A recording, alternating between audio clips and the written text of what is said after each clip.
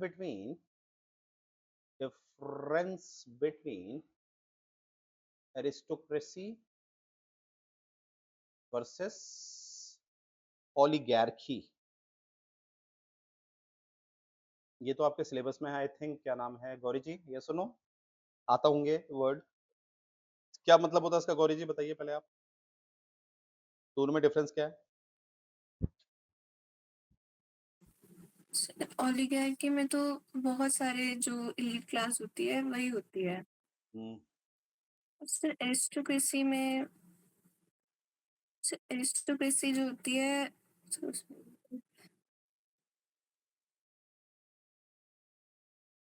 Kiran ji, you have answer.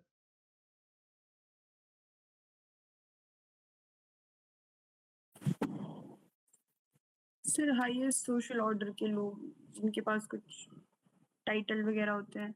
हम्म. और oligarchy?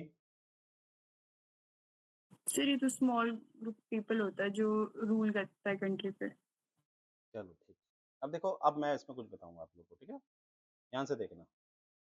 इसको समझने के लिए हम इसकी इसकी जो व्याख्या, इसका जो इंटरप्रिटेशन है, एरिस्टोटल ने किया है. एरिस्टोटल ने बड़ा खूबसूरत इसको बताया है. तभी तो हमें अलग अलग फिलोसफर चाहिए होते हैं समझने के लिए. एरिस्टोटल ने बोला है कि यू नो जो ओलिगैर्की है, ओलिगैर्की जो है वो एक परवर्टेड फॉर्म है किसकी? एरिस्टोक्रेसी. परवर्टेड मतलब क्या होता है? करप्ट. करप्ट फॉर्म है किसकी?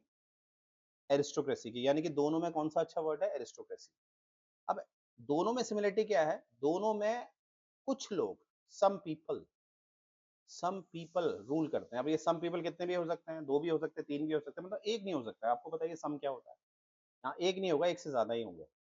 अब ये मैटर नहीं करता वो एलाइड है नहीं है. देखो क्या होता है एरिस्टोक्रेसी में. क्या है एरिस्टोक्रेसी में? जो ग्रुप ऑफ पीपल रूल कर रहे हैं, ये क्या है? ये वर्चुअस है. क्या है?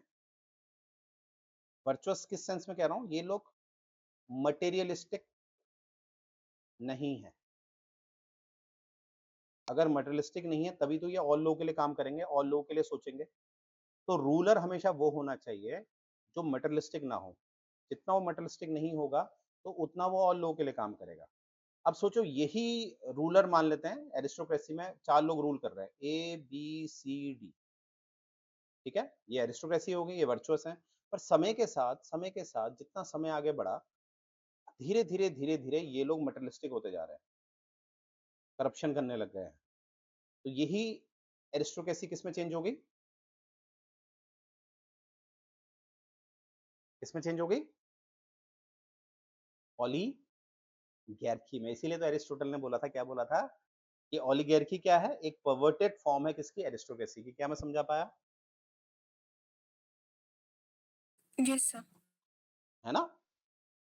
इसीलिए तो आज देखिए आप, सरकारें बदनाम है. जैसे उत्तराखंड में आपने देखा होगा, देहरादून में जितने भी यूथ हैं वो वहां पर, क्योंकि यहाँ जितने भी पेपर हो रहे हैं, चाहे वो PCS लेवल के पेपर हों, चाहे लोअर PCS लेवल के पेपर हों, चाहे वो ग्रुप C लेवल के पेपर हों, सब में पेपर लीक हो जा रहा है.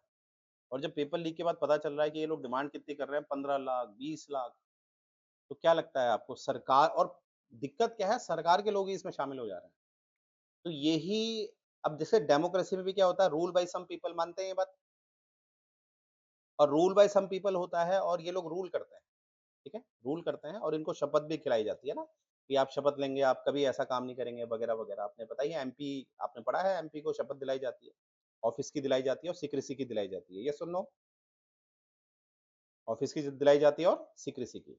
अब जितने भी MP हैं, टेक एन एग्जांपल, 20 MP काम कर रहे हैं, आगे चल के वो करप्ट होते जा रहे हैं. तो वैसे ही आप एरिस्टोक्रेसी और ओलिगार्की को समझ लो. एरिस्टोक्रेसी और ओलिगार्की में समानता क्या है? समानता ये है, यहाँ पर एक एलाइट क्लास होती है. मतलब ये लोग क्या होते हैं, एक यहाँ पर कॉमन लोग नहीं होते. क्योंकि अब क्वेश्चन है कि यानी कि सर ये तो डेमोक्रेसी हो गई. क्योंकि अगर आप देखोगे, डेमोक्रेसी, D मतलब डेमोक्रेसी, A मतलब एरिस्टोक्रेसी, O मतलब ओलिगार्की. क्योंकि ओलिगार्की तो एरिस्टोक्रेसी का ही करप्ट फॉर्म है ना? हमने देखा ओलिगार्की क्या है? Corrupt form of aristocracy. अब डेमोक्रेसी, एरिस्टोक्रेसी और ओलिगार्की को अगर मैं एक ही वेन डायग्राम में रखूं, एक ही वेन डायग्राम में रखूं, तो यानी कि इसमें सिमिलरिटी क्या है? Rule by some people. पर अगर मैं democracy versus aristocracy and oligarchy करूं, इन दोनों में डिफरेंस क्या है? डेमोक्रेसी में ज्यादातर मोस्टली क्या होते हैं? लोग इलेक्टेड होते हैं। क्या होते हैं? और इसमें ज्यादातर लोग क्या होते हैं? नॉमी।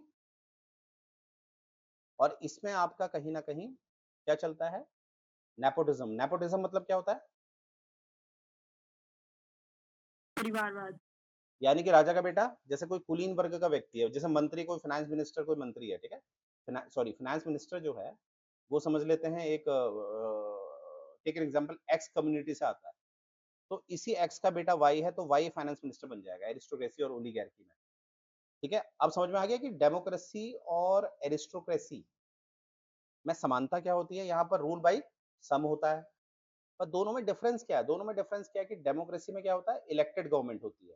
तो यहाँ पर कुलीन वर्ग यानी कि एलाइट क्लास का आना जरूरी नहीं है, यहाँ पर ज्यादातर नॉर्मल लोग ही आते हैं। इसीलिए तो आज चाय बेचने वाला हमारा प्रधानमंत्री है। पर अब वही एरिस्टोक्रेसी वाली बात होती, तो यहाँ पर आज हमारे प्रधानमंत्री कौन होते हैं? राहुल गांधी।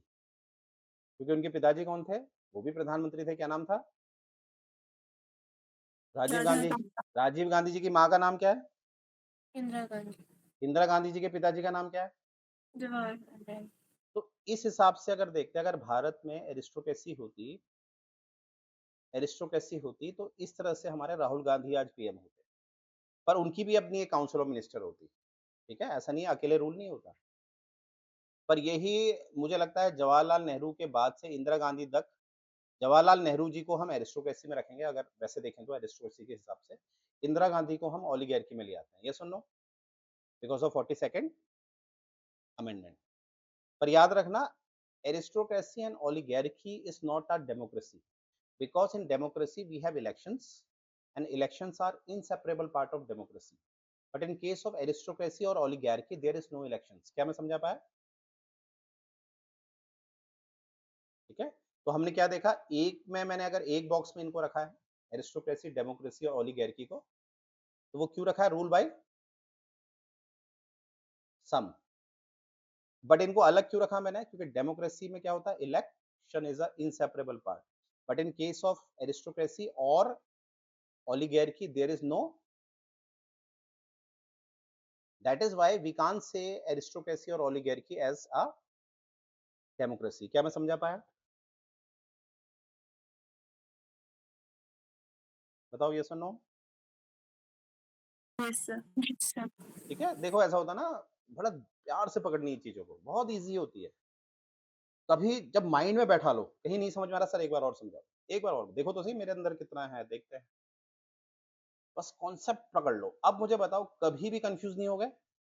अब मैं एक क्वेश्चन निकल के आ रहा है, भारत में भी तो रूल बाय सम है, तो हम इसको ओलिगार्की और एरिस्टोक्रेसी क्यों नहीं कहते?